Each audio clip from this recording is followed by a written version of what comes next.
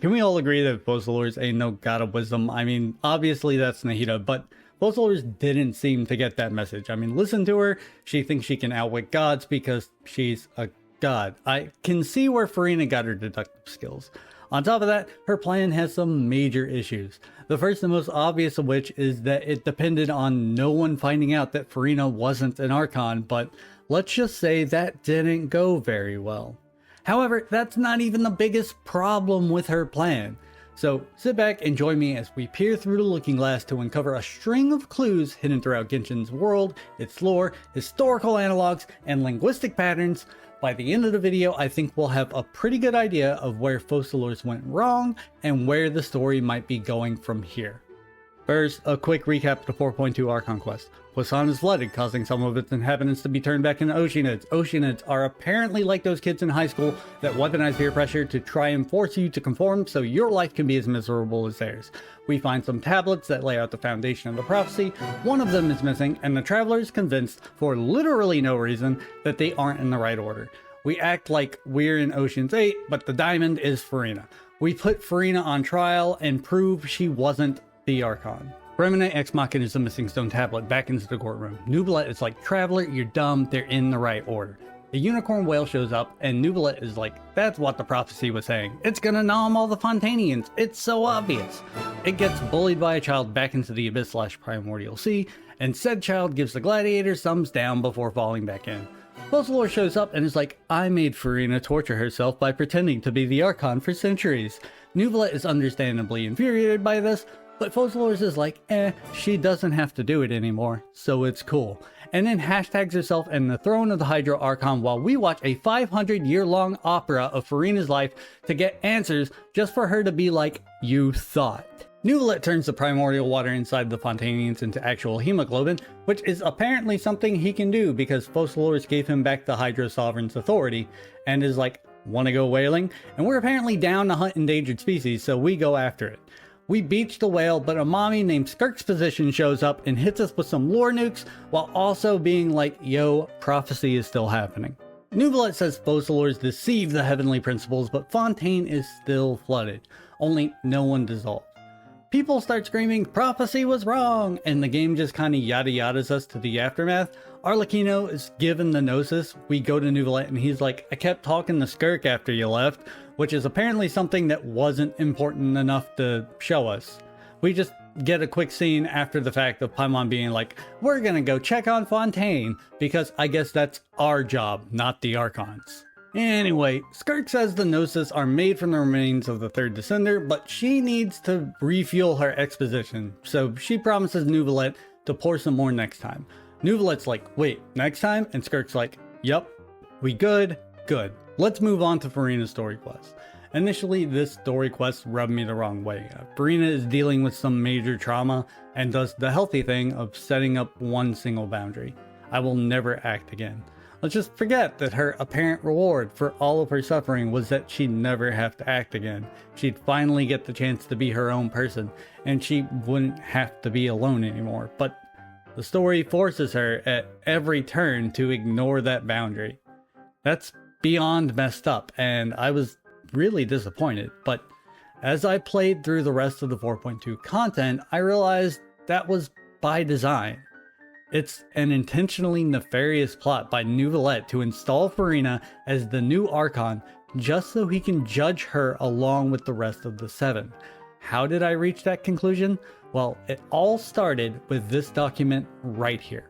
To receive a vision, to sell oneself to the fate of this world, to Haimar Mini, and to evermore lose the chance to walk the correct path. Focalors attempted to create a world where Furina could deny her fate. However, by being granted a vision, that path has been closed to her. With that in mind, we can look back at her story quest and it becomes pretty obvious that this was no coincidence. Doesn't it all seem a little too perfect? Catherine gives the Traveler the commission to help fill the role in the troupe. The commissioner just happens to be waiting at the guild. The Traveler mentions Furina but doesn't know where to find her, and Catherine, right on cue, steps in because she just happens to know where Furina lives now. When Furina spies on the situation, the previous problem has been resolved, but other issues arise that don't involve her taking on the leading role. The whole situation is designed to get Furina involved, and that isn't lost on Furina. It's difficult to say when she became suspicious, but there is a defining moment when she became certain. Poisson. When we arrive in Poisson, Navia has already made arrangements for the troupe and informed everyone in town that there would be an actress playing the role of Furina. When she arrives to set the stage, Lowick almost derails the performance by not leaving on cue, which causes Dulce to panic and rush him off stage. This is the moment where everything changes for Furina. She sees this for what it is, a performance, and immediately takes on the role of the director, the role she's meant to fill in the performance. She starts providing insight into what their motivation should be. She tells them where the story should go next, and when to move on to the next scene. Despite being the outsider, she's the one to establish what the role Arale is meant to represent. She defines Arale's character. At this point, Furina has ignored the boundary she set for herself and fully taken on the role of Arale. That's why she was so opposed to the tragic ending, because that would mean accepting that as her own ending. And let's be clear, not all of the clues that she would have to continue playing a role are so subtle. She still had to abdicate the role of Hydro Archon, which at that point was just a fictional character. The Hydro Archon no longer existed, but she still had to play the role. On their way to Villemont, she's even forced to pretend that she was once the Hydro Archon and reiterate the lie, which had already been disproven, that she had simply given up her power. The troupe was aware of this. They wouldn't have brought up the lie about Indemnitium if they weren't. They know she was never the Archon, but they pretend to be unaware of it to force her to play the character again. Then, after confronting Villemont, Dulce laughs when she sees how perfectly Furina is playing the role of Arale. At this point, the gloves come off for Furina. This is now a battle of the actors, and she's going to let the troupe know just how outclassed they are. You know the moment when Furina proposes the Opera Epiclese as the venue and the majority of the troupe enters a stunned silence? She predicates that by answering a question from Paimon. How do you know the show will go well when you haven't seen them perform? Furina's response, you must fully commit yourself in your role, pouring all your emotion into the performance. That seems like a non-answer, but in reality she's acknowledging that she's already seen them perform. At this point, bringing up the Opera Epiclese is kind of a direct challenge to force them to improvise to a situation that wasn't in the script, and Dulce is the only one that's able to yes and that challenge. That's the moment everyone realizes that Furina is wise to their act, and that she has been for a while. You may be wondering why I haven't mentioned the story of the Little Oceanid yet. That's because I was waiting for this moment, the moment Furina speaks with Neuvillette. We're being led to believe that the Little Oceanid mirrors Furina, but does it really? Sure, if Furina's secret got out, which, reminder, it did, Focalors' plan wouldn't have worked, but she wasn't the only one keeping that secret. Focalors was too. If we look at the Little Oceanid, isn't Focalors the better fit? Both she and the Little Oceanid's motivation was to become human. In Focalors' own words, Furina was created to be human. She was never an Oceanid that wanted to become human. That was Focalors. Furina was always human. At this point, the line between Furina and Focalors becomes kind of blurry. Neuvillette insists that the Little Oceanid is modeled after Furina. That implies intent. It's no mere coincidence that there are similarities between their stories. It's by design. It was a crafted representation. On top of that, during this exchange, he refers to Furina's departure from deityhood as if she was a deity.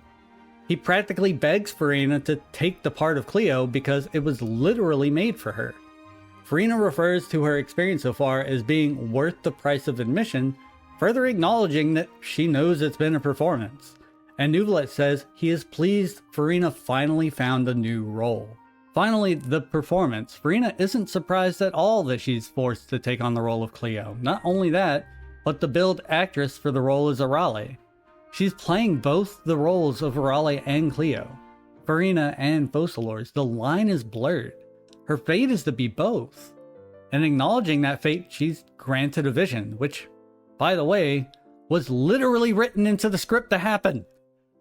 Her 500 years of suffering was for nothing. She is denied her reward of living a normal life as a human. She is fated to be the Hydro Archon Focalors. But why? Why would anyone want her to accept that fate? And who would dare push that on her? Well, we've already given a pretty good foundation for Neuvillette, so let's build on that. In Neuvillette's voice lines, he admits that he intends to judge each of the 7. Well, there's a pretty big problem with that if there's no Hydro Archon. He can't achieve his goal of judging the 7 if there's only 6. In order to do so, he has to reconstruct the throne Focalors destroyed, which he does according to his character story, and a new Hydro Archon must take on that role. Furina herself is surprised Neuvillette hasn't put her on trial for her deception, and at the end of the Archon quest, he says she is yet to face her judgment. So the motivation is there, but what about the means? Neuvillette isn't the best communicator and doesn't have a very big inner circle to pull off this kind of charade. Someone else must be the puppet master, and there just so happens to be a puppet master in Fontaine. One that knows we're there and has already reached out to us. At the end of questioning Melusine and answering machine, we receive a letter from a Fatui Harbinger apologizing for one of her subordinates' behavior that resulted in the automaton Curve's destruction. A Fatui Harbinger that has a vested interest in machines with artificial intelligence. Sandrone is in Fontaine, and who was it that started this whole fiasco and just so happened to know where to find Furina? Catherine, an automaton puppet of the Adventurers Guild whose headquarters is in Snezhnaya. After 4.2, Navia owes a debt to the Fatui, which explains her role in Poisson during the quest. So Neuvillette has a motive, and the Fatui have the means, Navia has a debt. But why would Sandrone and the Fatui want to assist Neuvillette here? They've got the Gnosis, so why are any of the Harbingers even in Fontaine? Now, I'll be the first to admit, I have no logical basis or any evidence to substantiate this, but I think, perhaps, the Gnosis might be useless without an Archon. Venti tells us it's what connects them to Celestia, but if there's no Hydro Archon, there's nothing for the Hydro Gnosis to connect to. Perhaps whatever they have planned doesn't only require the 7 Gnosis, but for all of the Gnosis to be tethered to Celestia. Now, remember when I said Furina getting found out wasn't the biggest problem with Focalors' plan? Think back. What was the original sin of the prophecy? It was Ageria's act of creating new human life. What was the first thing Focalors did? She created Furina. She repeated the same sin that created the crisis in Fontaine in the first place. Only now, there's just one person living with that sin, Furina. And Celestia is on a beeline straight toward the Opera Epiclese. It's not over. The worst is yet to come. Despite all the schemes and shaky alliances throughout the Fontaine Archon quest, I don't think any of them foresaw the consequences. Except Skirk. She was pretty confident she'd see Neuvillette again. If it's anything like last time, the catalyst of that reunion will be another crisis. And there's even more evidence that Furina's fate is to be the Archon, her constellation. This has been pointed out before, but the only characters whose constellations depict themselves are the Archons. Venti, Zhongli, A, Nahida, and Furina are the only characters that have this trait. But there's another one you might have missed. Zhongli and Venti both have constellations that translate to gods something, and they're the only 2 Archons that originally held their position. Nahida and Furina both have constellations that translate to someone of someone else, and even A's through the Japanese name for her constellation, which all other Eastern translations are modeled after, translates to seat of the one under heaven.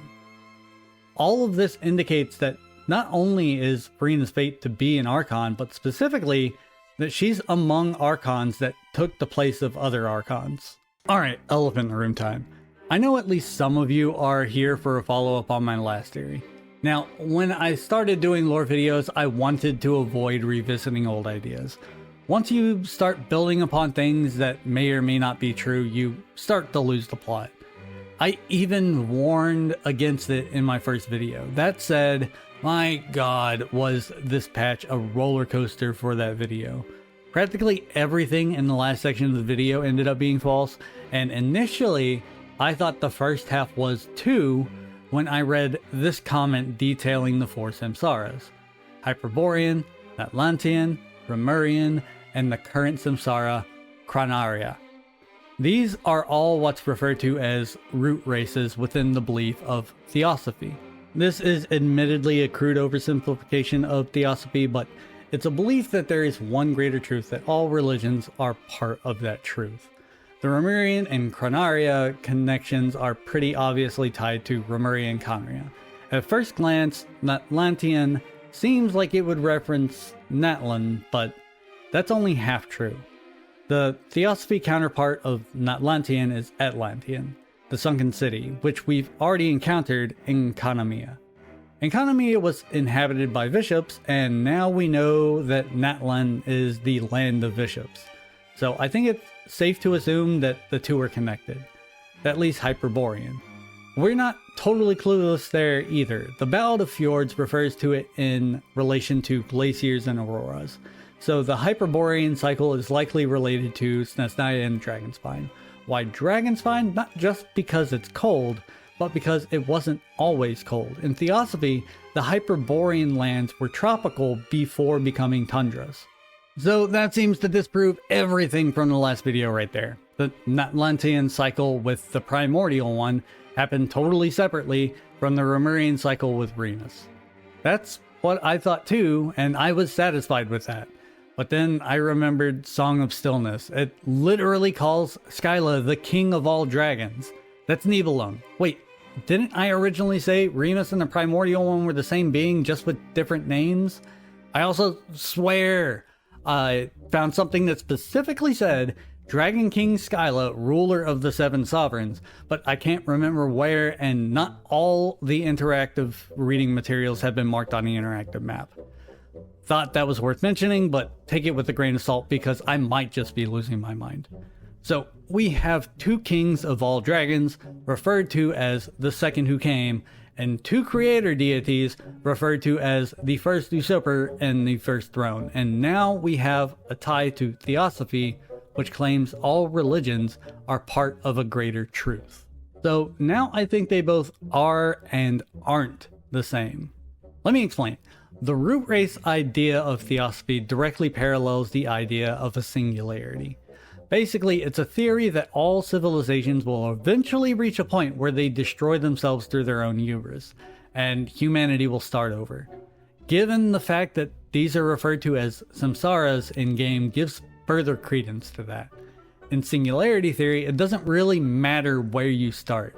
There are certain events that inevitably happen in each cycle, and they always culminate in the destruction and rebirth.